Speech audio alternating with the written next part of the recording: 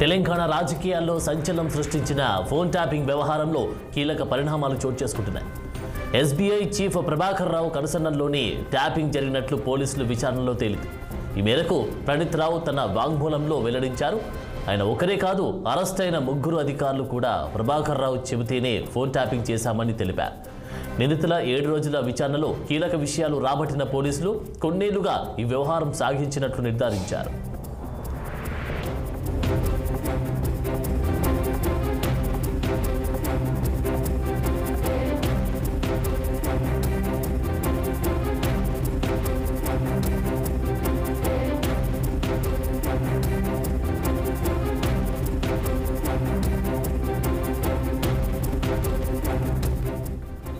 రాష్ట్రంలో జరిగిన ఎన్నికలు, ఉప ఎన్నికల సమయంలో ప్రతిపక్ష పార్టీల ముఖ్య నేతలను లక్ష్యంగా చేసుకుని ట్యాపింగ్లకు పాల్పడినట్లు గుర్తించారు.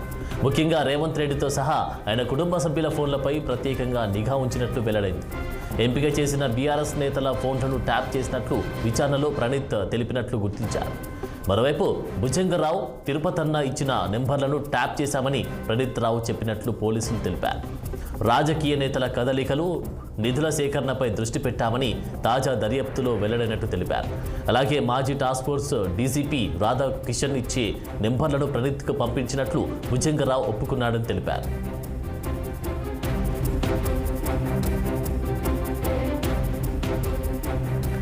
ఈ వ్యవహారంలో ఇప్పటికీ ఎస్ఐబి మాజీ chief Prabhakar Rao, Hyderabad task force మాజీ డీసీపీ రాధాకిషన్ రావు, మీడియా నిర్వాహకుడు శ్రవణ్ రావు పాత్ర ఉన్నట్టు గుర్తించారు. ఈ 3 ఇప్పటికే దేశం దాటినట్టు వెల్లడి కావడంతో లుకౌట్ సర్క్యులర్ జారీ చేశారు. విచారణకు రావాలని గతంలో ఎస్ఐబిలో పనిచేసిన 9 మందికి నోటీసులు ఇచ్చారు. శ్రవణ్ రావు నైజీరియాకు వెళ్ళినట్టు అనుమానిస్తున్నారు.